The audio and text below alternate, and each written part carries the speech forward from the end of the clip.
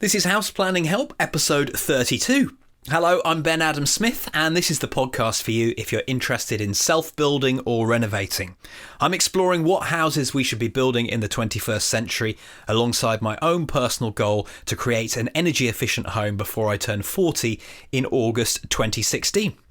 In this session, we're looking at insulating period properties, and Tim Hulse from Ecovert Solutions, he's my guest. We'll start today. Quick mention for you, Neil Barnes, and also to Bill McGregor. Thank you for the emails that you've sent me, and you have questions on insulation. So for the first time in an episode, we're going to get one of our guests to chip in there. So we'll do that at the end of the interview. I'm looking forward to that. But I would encourage you to send in your questions. I do tend to get more and more as time goes on. I started in the early days inviting you to send in your questions, and it didn't really elicit much response, but that has definitely changed, and now the questions are mounting up. But what could be helpful, because I would like to do a Q&A session where we have a load of your questions and we put it to an expert, but I suppose it should be on a particular topic. So I would like to do this on the topic of Passive House as our first one. So if you're thinking along those lines at the moment, you've got something at the back of your mind that hasn't been answered anywhere, then get in touch on that. My contact details will be in the show notes right at the bottom, houseplanninghelp.com/32, or just go to the normal contact page and I'll pick up your message from either of those. Also, while you're on the show notes page for this episode, what you could do is take a look at the video that I've posted up there. I was out checking out a straw bale house that's aiming for the Passive House standard. It's still under construction, but I went to witness what is, I suppose, a very unusual air test because it's much earlier than you normally do. They were trying to test how good the straw is on its own at being airtight.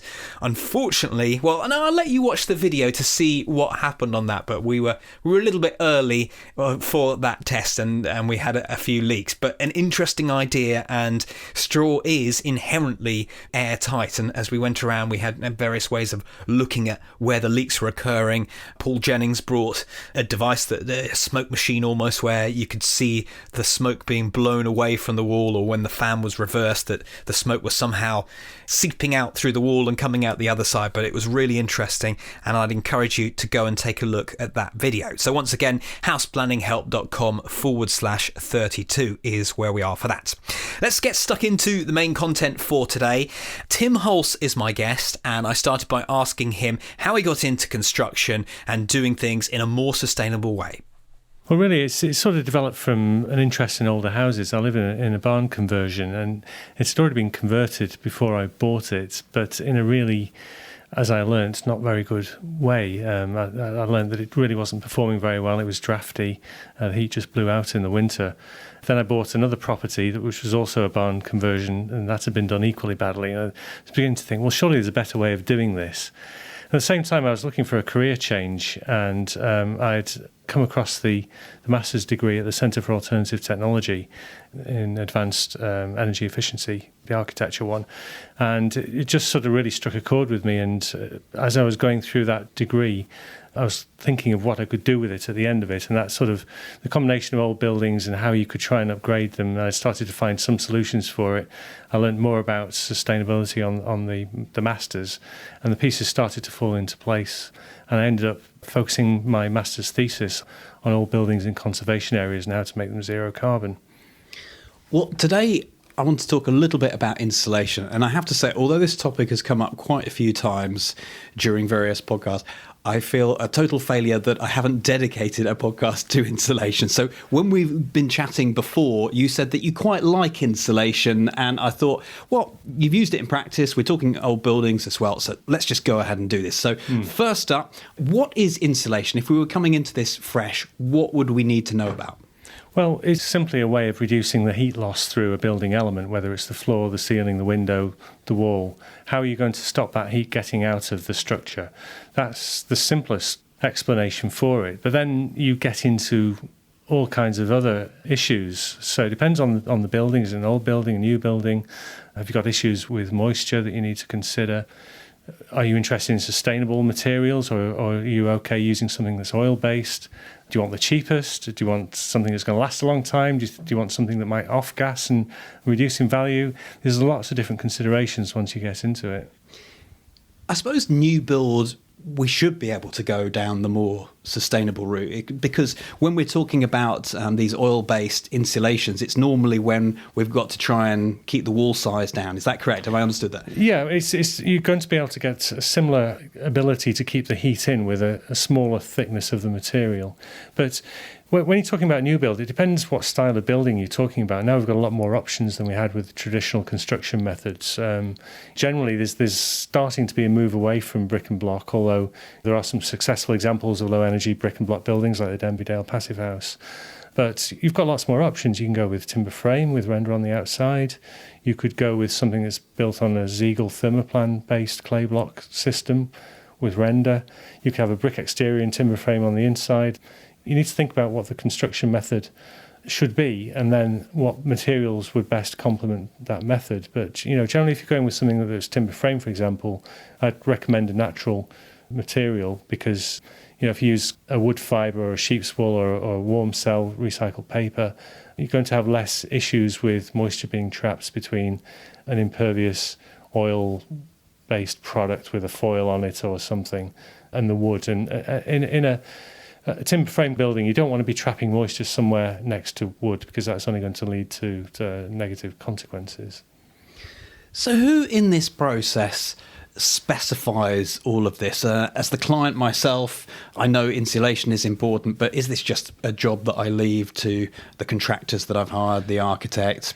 Generally, it would be the architect, but then it depends on who the architect is. So if you hire an architect that's just used to working with traditional materials and methods, they're going to just trot out the same old materials and methods. Because it's easier. Because it's familiar, it's easier.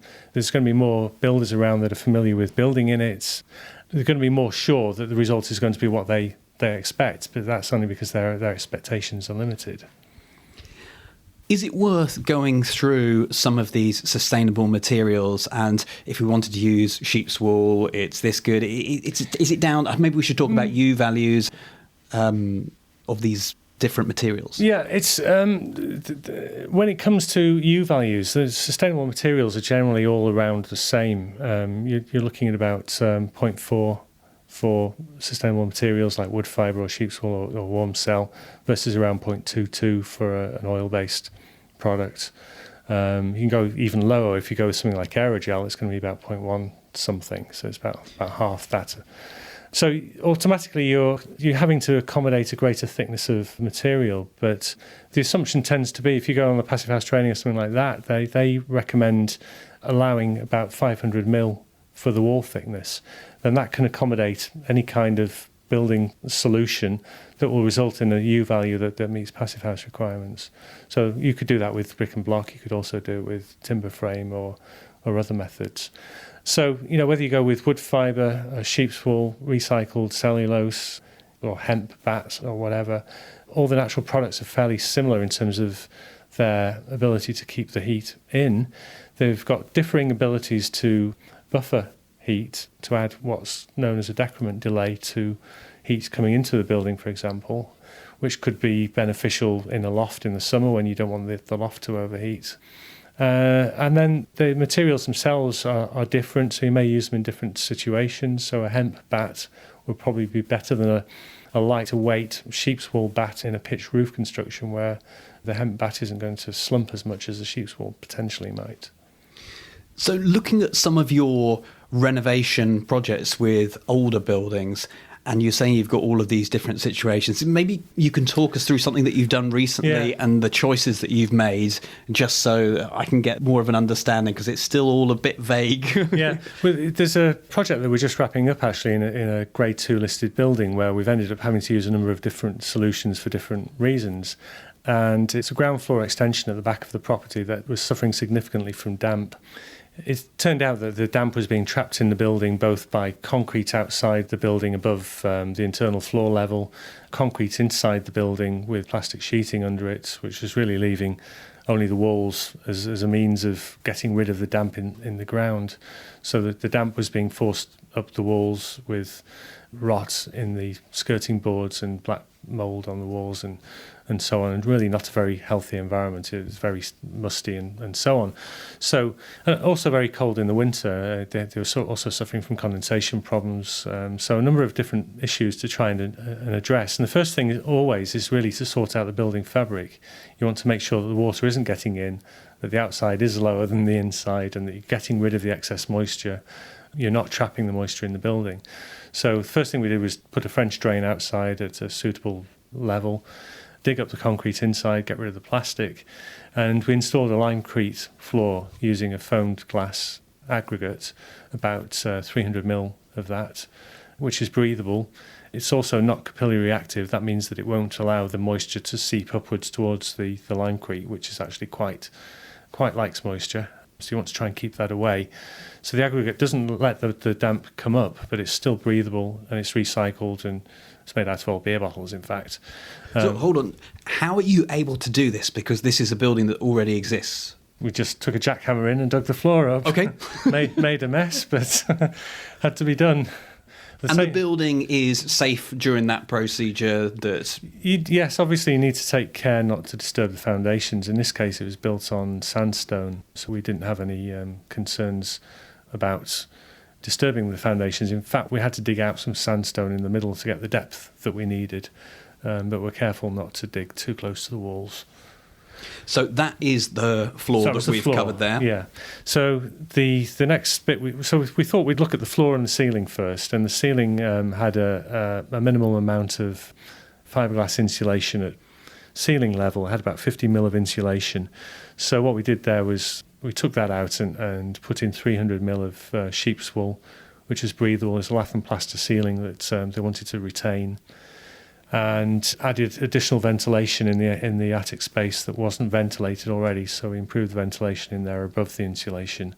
There's another issue in the ceiling too, because the pitch ceiling backed onto an upstairs bedroom, so that outside wall of the bedroom was within the attic space but above the sheep's wool insulation, and we insulated that wall with a wood fibre board screw fixed to the wall using an air tightness tape to make sure that no air could circulate behind the insulation and take away some of its usefulness.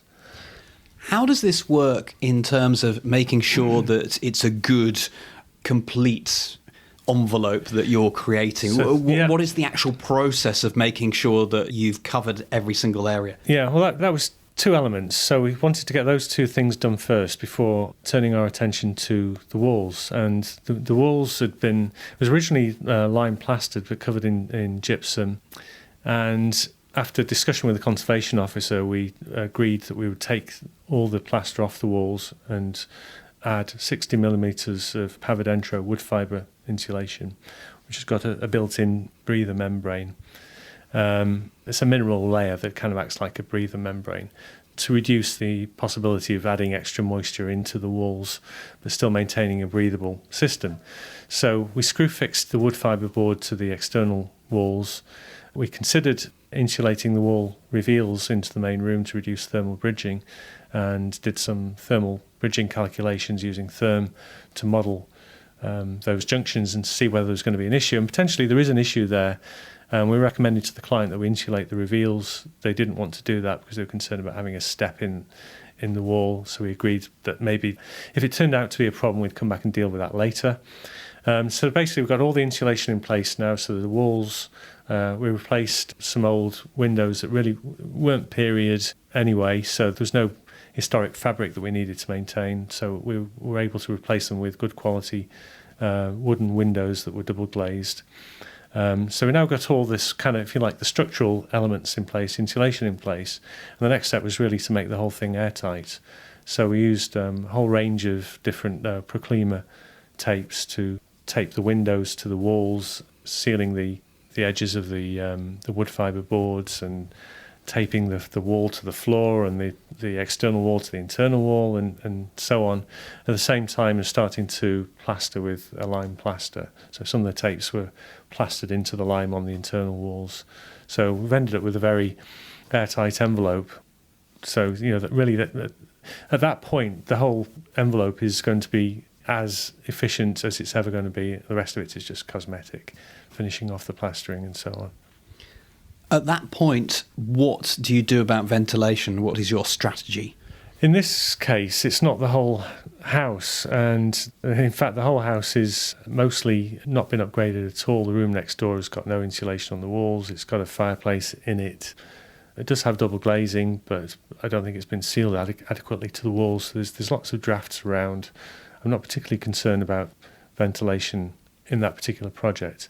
But I tend to find that, in spite of all the talk about emission reductions and even reducing build costs, most people are generally concerned about two things. It's comfort and dealing with particular issues like mould. Mould tends to be a common theme with the older buildings that we deal with. So they're either driven by someone not wanting to see mould around, or the rooms are simply too cold to use in the winter. And we tend to find that projects often start by dealing with the most difficult problem areas of the house, and once they see the benefits of that, they tend to move on into other rooms.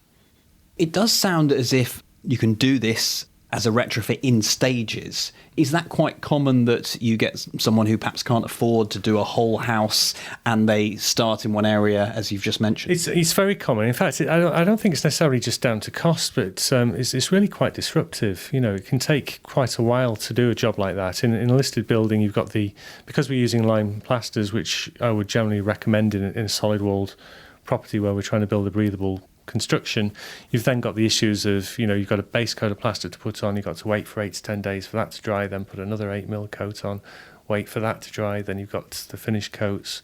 On top of that, we'd allowed some time for the room to dry out after stripping everything out before we started putting stuff back. So you're talking a period of months to get a room from start to finish. You could do other rooms in the same period of time, but do you really want to have half your house out of commission for 2 months and workmen in and out and dust and so on? So we find that unless someone's moving house, we've got a project starting a large Victorian house in Manchester, which someone's just bought. They've got an existing property. They're going to stay in that property whilst the new building's completely gutted and refurbed. And they're in the luxury position of being able to do that. Most people, I don't think, can do that. And, with the current economic climate, I think more people are doing the houses up, but it's hard to live in a house while it is being done up, so it's easier to do it a bit at a time. Do you have to have an overarching goal of what you want to get to? Because there would be no point in doing some bits and then it doesn't add up to a whole eventually. Ultimately, ideally, you would want to have a whole house plan so that you're working towards a goal that you're trying to achieve, and you understand how everything's going to fit together, and you're going to have a long-term ventilation strategy. Because obviously, once you make the place airtight, you're going to start to run into air quality issues if you don't deal with ventilation and so on. But it doesn't really make it that much more difficult to do as long as you keep that goal in mind and you have a solution that's fit for the whole house. What I wouldn't want to be doing was kind of chopping and changing the solution from one part of the house to the other. So we generally try and come up with a solution that is appropriate for the house. We're doing another one in a 70s house at the moment where we have used kingspan insulation, but it's a smaller house. They've got issues with space already. In fact, we've used aerogel on one wall because otherwise the bed wouldn't fit in the room anymore. So you've really got to think about what the rooms are going to be used for, whether the intervention you're making is going to impact on the ability to get the use out of that room, and really think the whole thing through before you start. Would you always want to go down the sustainable materials route? I'm sitting here thinking that's what I would like to do, but is there ever a case where actually it would make more sense to use something that's more effective, and actually the embodied energy that's in it, you're benefiting more from investing in that? Yeah, you really need to think about what it is that you're trying to achieve. And whilst ultimately I would prefer to use natural products with lower embodied energy and ones that are generally better for the occupants, natural products tend to buffer moisture better, for example, so that can help maintain a better humidity level within the house, reduce the incidence of dust mites. It can help if you've got asthma. There's lots of kind of side benefits to sustainable products. They also absorb CO2. They also absorb chemicals like formaldehyde. But that doesn't mean that they're fit for every situation. So if you've got a client who's got a restricted budget or they've got restricted room, there's a number of considerations that are at play, and you've got to kind of trade these things off. And sometimes, I just can't, like this 70s house we're doing at the moment, I could have gone with wood fibre insulation in the roof, but given that we were using this sort of oil-based stuff on the walls, I really couldn't justify the extra cost to that client of putting wood fibre in versus the Kingspan that we did use. I'm assuming that everything that we've spoken about so far is internal insulation. Would I be right there? You are. So let's take the external situation.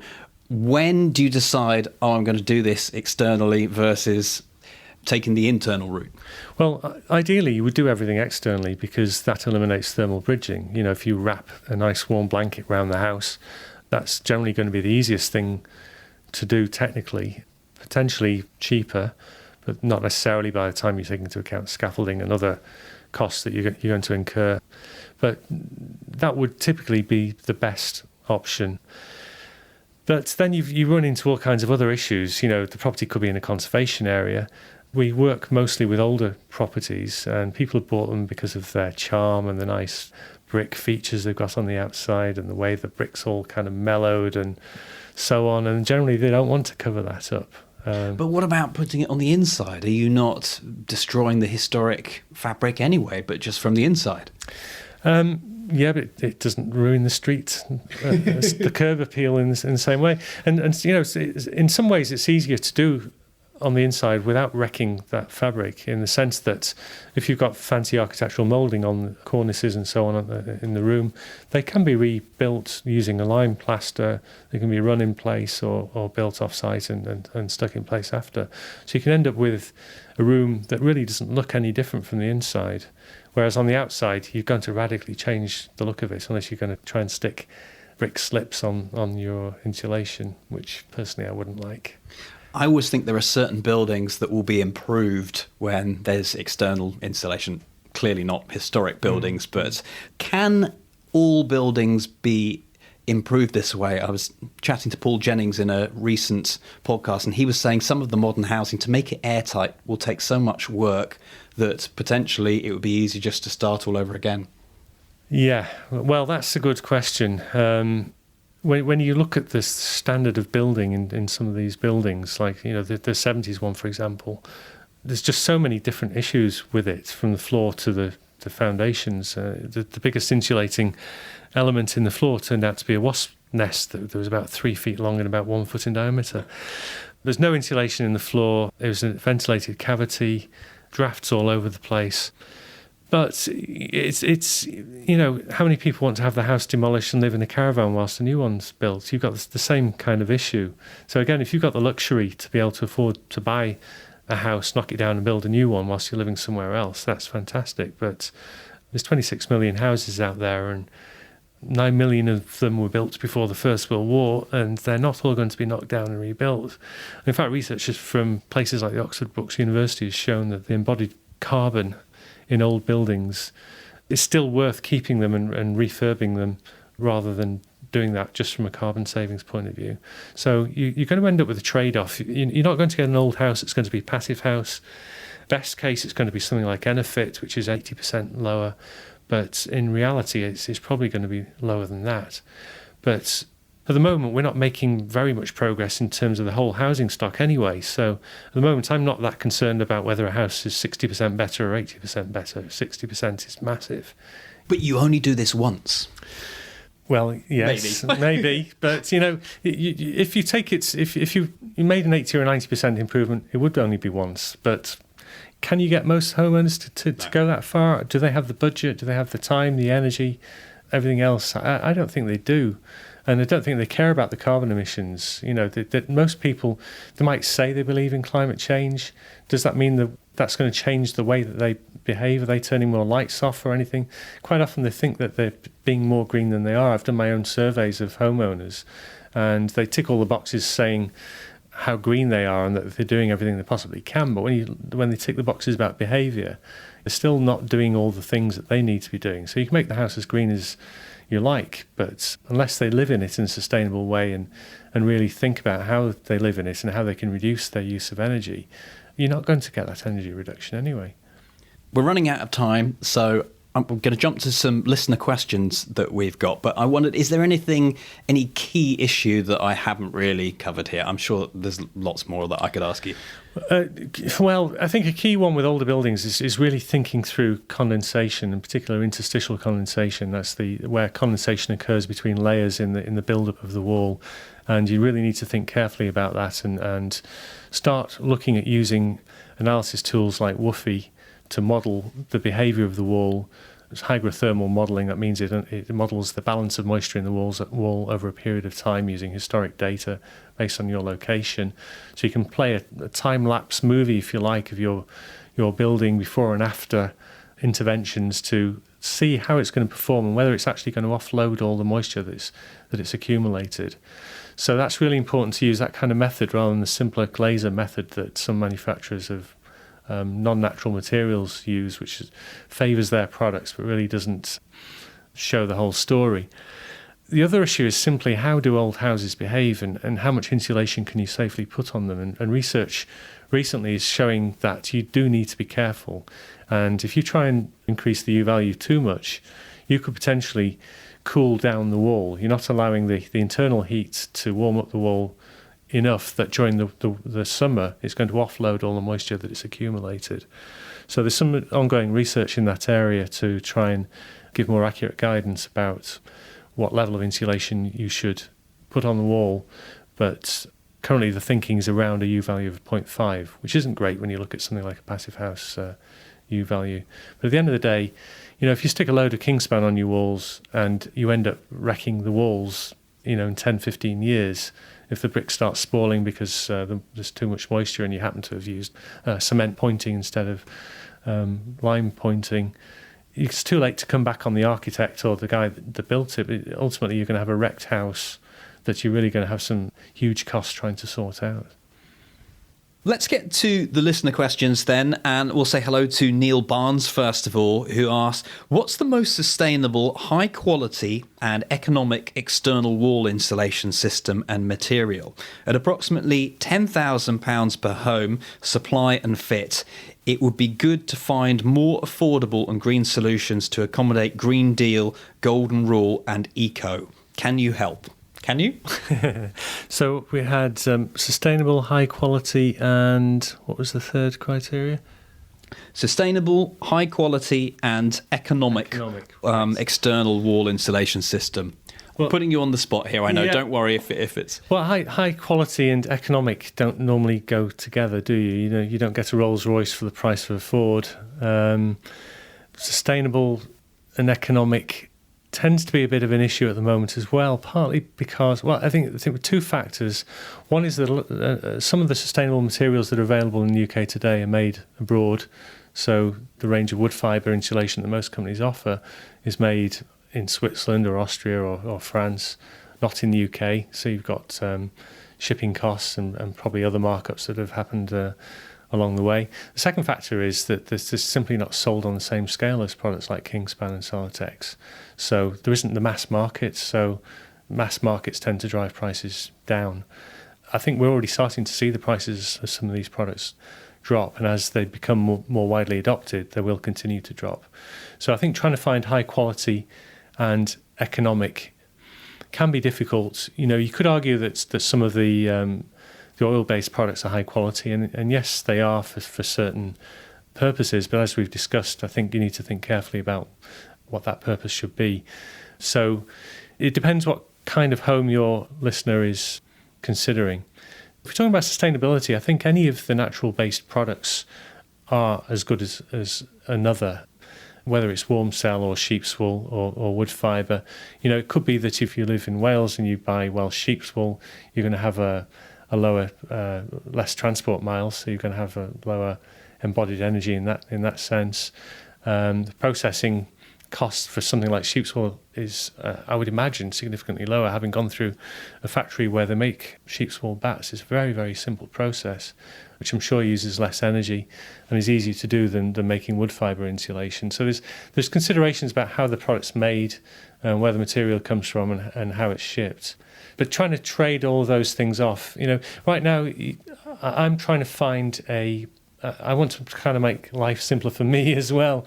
As I go around multiple projects, I want to try and have a repeatable solution that I have a lot of faith in, that I'm happy to recommend almost as a cookie cutter to clients. And really, I've settled on a wood fibre board on the walls for solid wall properties, sheep's wool in the ceiling, and a limecrete in the floor if it's a solid floor, or sheep's wool under the floorboards if it isn't. So, as in everything in life, there's a trade-off, and you've got to try and find what that trade-off is. Well, Neil, I hope that helps. It's one of those situations that I think we probably need to know more details to be specific, but good luck. Let's go on to the next question. And this is from Bill McGregor, who says, my question is, how do I increase the insulation levels of a 1980s timber-framed house, currently only 90 millimetres of rock wool? I've made several inquiries and got no helpful suggestions. I currently consider that the best approach would be to remove the outer leaf of the rendered blockwork, then build up extra insulation layers of vapor permeable wood fibre board onto the original timber frame, albeit a somewhat extreme solution, ! Says Bill. Well, I think Bill's going along the right lines with that. I mean, you've got two options. You can either go internal or external. We talked about disruption in the house and so on. If you're going to rip out all the internal walls and re-insulate internally, that's going to be a massive disruption. Going externally, as we discussed earlier, is better from a thermal bridging point of view. If it's already rendered on the outside, then he's going to end up with a building that looks the same. He's going to have to think carefully about detailing at eaves level and verge level, depending on how much overhang he has already, and whether that can accommodate it, or whether we need to use some aluminium flashing or something like that, or extend the verges. But ultimately, that would give him a better solution. And as we discussed earlier, I like wood fibre insulation. I think it's very compatible with a timber frame building. I think that would be a very good solution for Bill. Well, Tim, thank you for all your information today and for having a crack at those questions as well. You're welcome, Ben. Thanks very much. The show notes for this episode are at houseplanninghelp.com/32. Tim has also provided some photos of some of the damage that he regularly sees. He mentioned about the damp and the mould, so some pictures, also the solutions. And I've never actually seen sheep's wool insulation, but he's got some of that in the pictures too. So go and check it out in the show notes, houseplanninghelp.com/32. We like your comments. I have a question as well. What insulation are you going to use on your project and why? I'd love you to answer that. Also, Bill and Neil, I hope Tim's advice helped point you in the right direction. A quick disclaimer, obviously we want to help you as much as we can, but we haven't actually been out on site and can't advise you in that respect, but hopefully it's been helpful. And get back in touch, I'd love to hear how you are progressing on those. So finishing up, a couple of things. First of all, I know this podcast is primarily aimed at people who are self-building or renovating, but we have a few folk who are in the industry listening along. So if that's you, and particularly if you're an architect, I want to recommend a couple of podcasts to you that I've been listening to. One is Enoch Sears and the Business of Architecture, and the other is Mark R. LePage, the Entrepreneur Architect. And I'm going to link those up in the show notes. So if you are someone who's looking to take your business to the next level, I'd just be interested what you think of these podcasts as well, and maybe you want to get in touch and let me know. Also, iTunes reviews. We love a good iTunes review. Well, just be honest in your reviews. What we really like about them is that when you rate and review a podcast, it helps raise the visibility of the podcast to other potential listeners. So that would be great if you could do it, and I thank you in advance. So next time my guest is Douglas Kent. He's the Technical and Research Director at the Society for the Protection of Ancient Buildings, and I want to find out how energy efficient we can be when it comes to restoration. So until then, take care.